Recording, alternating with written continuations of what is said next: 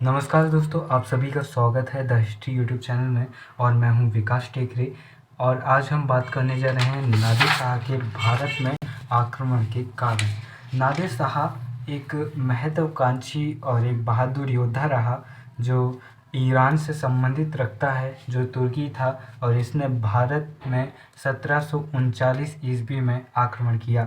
और यह वही शासक था जिसने भारत का कोहिनूर हीरा जड़ित मयूर सिंहासन अपने साथ ले गया था और बाद में वह ब्रिटेन चला गया। और आज आप ब्रिटेन की महारानी एलिजाबेथ द्वितीय के ताज में जो हीरा देखते हैं वह कभी भारत के सिंहासन पर लगा हुआ करता था, और वही है कोहिनूर हीरा। इसी तरह कुछ इंटरेस्टिंग फैक्ट्स वाली बातों से भरी और कुछ महत्वपूर्ण तथ्यों से भरी इस क्लास में आप सभी का एक बार और स्वागत है।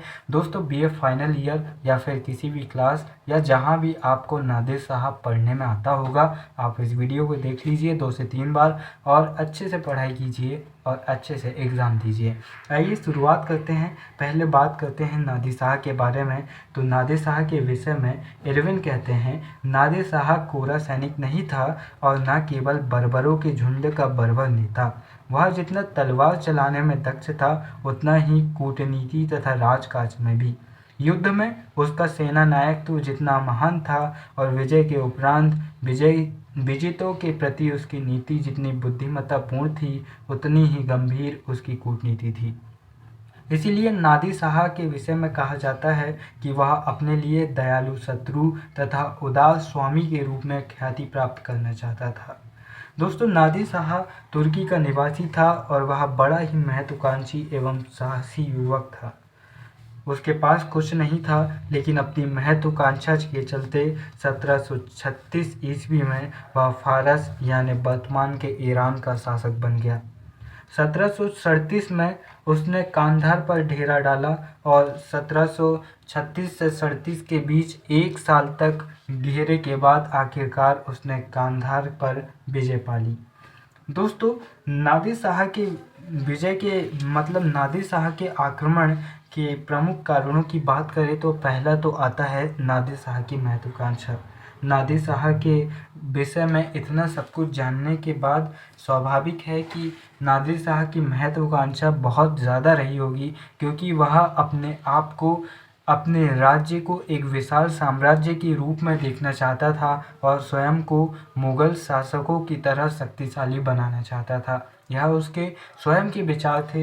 इस तरह वह एक महत्वाकांक्षी शासक था।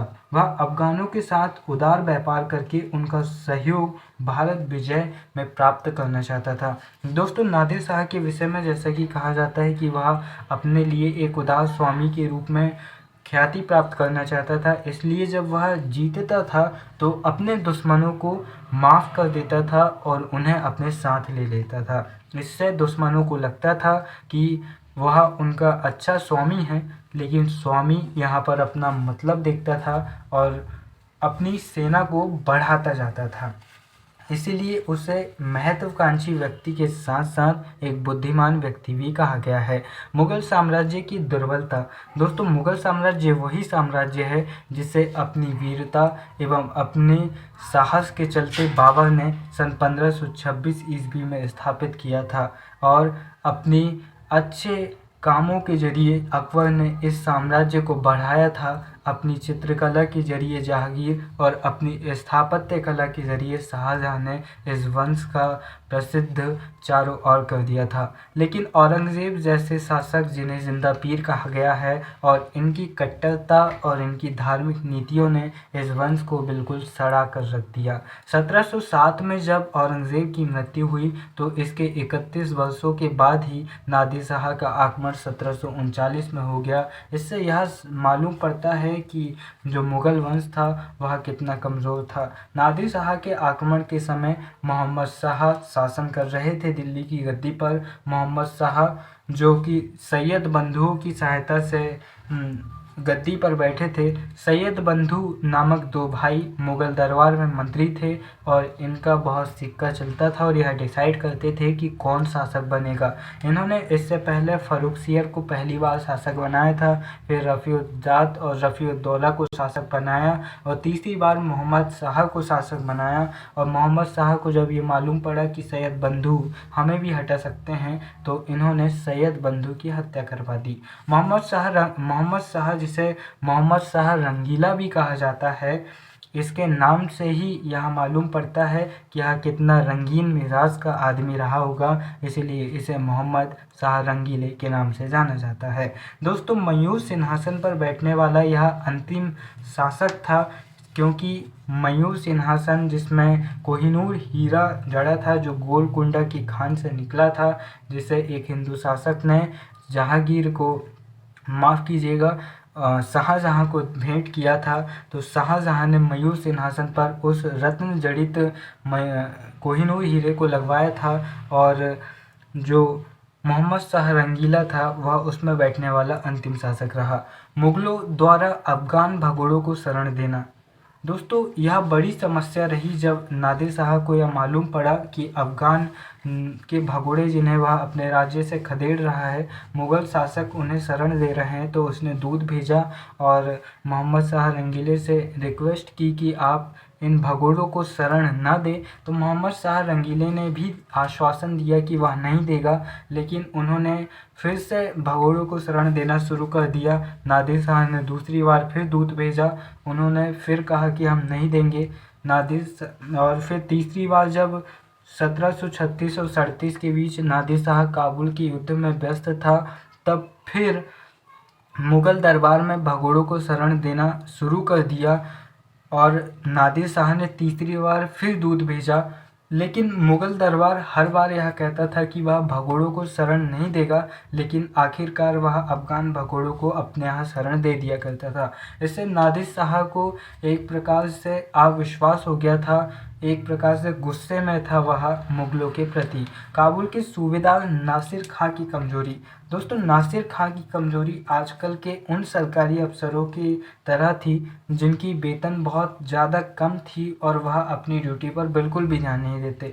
जो काबुल के सूबेदार नासिर खां थे, उन्हें 5 वर्षों से मतलब उनका धन अटका हुआ था।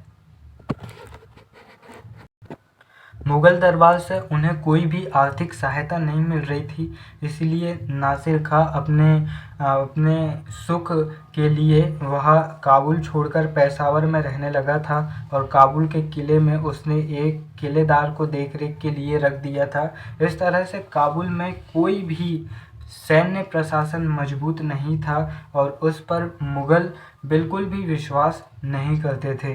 दूसरा था पंजाब की निर्बल स्थिति। पंजाब का जो उस समय का सूबेदार था जकरिया खां, यह एक वीर एवं एक अच्छा सूबेदार था, लेकिन यह तुरानी संप्रदाय का होने के कारण मुग़ल साम्राज्य के लोग इससे घृणा करते थे, इसलिए इसे ज़्यादा धन भी नहीं दिया जाता था और इस पर विश्वास भी मुग़ल साम्राज्य के लोग नहीं करते थे। इसलिए जब नादिर शाह ने पंजाब पर आक्रमण किया और इसने खबर दिल्ली दरबार पहुंचाई, तो उन्होंने इस पर बिल्कुल भी ध्यान नहीं दिया, जो आगे जाकर नादिर शाह के 1739 दिल्ली पर आक्रमण करने का कारण बना।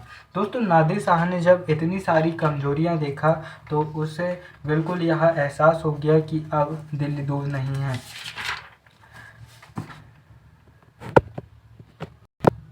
यह था नादिर शाह के आक्रमण पर एक प्रकार से हमारा विश्लेषणात्मक वीडियो। हो सकता है कि हमारे समझाने का तरीका उतना बेहतर न रहा हो, लेकिन कहते हैं कि कोशिश करते रहिए, एक न एक दिन आप बेहतर बन ही जाएंगे। आप बुक में देख सकते हैं और आपको जितना समझ में आए आप पढ़ सकते हैं। वीडियो के अंत में बस इतना ही कहना चाहूँगा, अपने शब्दों को ऊंचा करिए, आवाज़ नहीं। बारिश ही फूलों को बढ़ने देती है, उसकी गर्जना नहीं। और कहावत भी है, जो बोलते हैं वो करते नहीं और जो करते हैं वो बोलते नहीं। आप सभी को एग्ज़ाम्स के लिए बेस्ट ऑफ लक। जय हिंद।